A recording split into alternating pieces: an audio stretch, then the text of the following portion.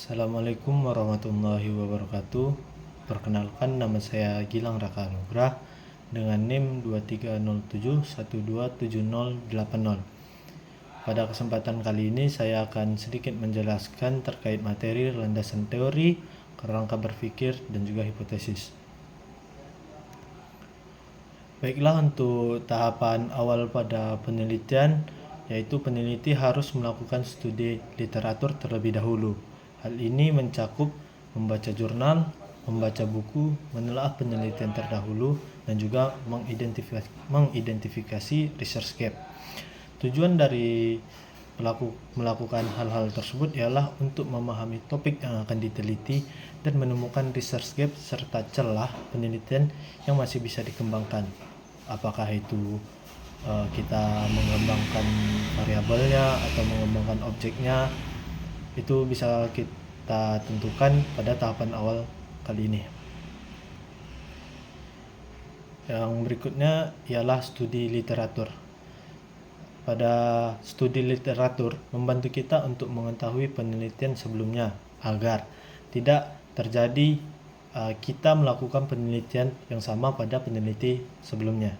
Dari sini kita bisa menemukan celah penelitian dan juga menjadikan penelitian baru yang lebih update dengan cara merubah variabel atau merubah objek yang akan kita teliti dengan dasar-dasar penyusunan teori yang tepat.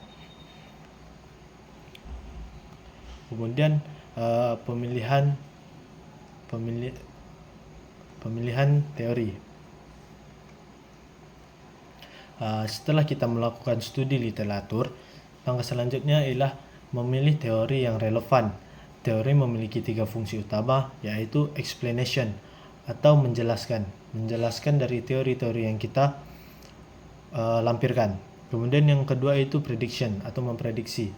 Jadi pada hal ini kita akan sedikit tahu tentang apa yang akan kita lakukan ketika kita melakukan penelitian ini, kita akan mendapatkan output apa, seperti itu.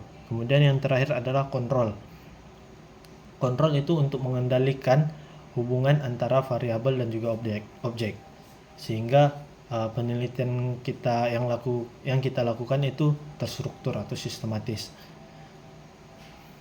Kemudian yang berikutnya ialah tingkatan teori. Tingkatan teori terbagi menjadi 3 macam, yaitu mikro, meso, dan juga makro. Untuk teori mikro itu membahas individu atau interaksi kecil. Untuk meso itu membahas tentang kelompok ataupun organisasi.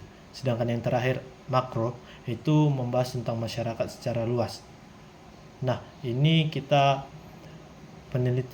semua tergantung pada penelitian yang akan kita gunakan. Kita akan membahas pada landasan teori itu yang spesifik ataupun yang menjadi subjek penelitian kita itu spesifik, misalnya motor beat. Jadi kita membahas pada itu motor beat, bukan motor-motor lain, entah yang kita bahas itu motor Supra apapun sebagaimananya. Kemudian yang berikutnya adalah fungsi teori.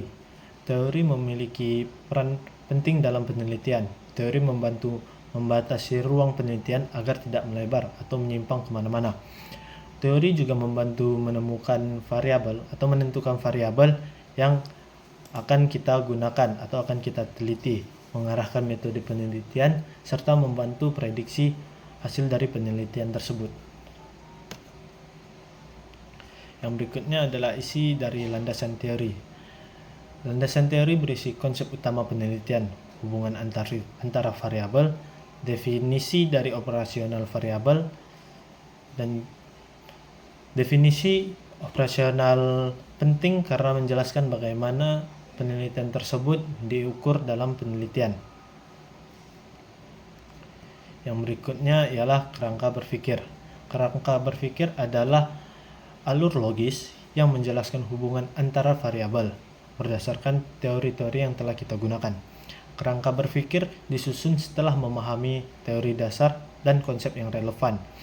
biasanya ditampilkan dalam bentuk diagram atau panah yang menunjukkan hubungan antara variabel bebas dan juga variabel terikat. Kemudian berikutnya ialah hipotesis.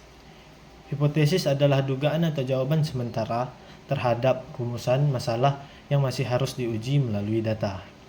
Hipotesis harus jelas, spesifik, menyatakan hubungan antara variabel, dan dapat diuji secara empiris. Hipotesis disusun berdasarkan teori dan juga kerangka berpikir yang telah kita buat sebelumnya.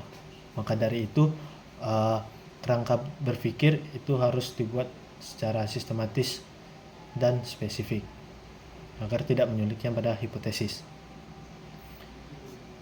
Nah, kesimpulan dari materi yang saya sampaikan ialah dalam penyusunan penelitian, langkah awalnya itu dimulai dari studi literatur, kemudian menentukan teori yang relevan, menyusun landasan teori, membuat kerangka berpikir, dan juga terakhir itu merumuskan hipotesis. Semua tahapan ini saling berkaitan dalam menyempurnakan struktur penelitian yang sistematis. Mungkin sekian yang dapat saya sampaikan, terlebih dan terkurang saya mohon maaf. Saya akhiri dengan Assalamualaikum warahmatullahi wabarakatuh.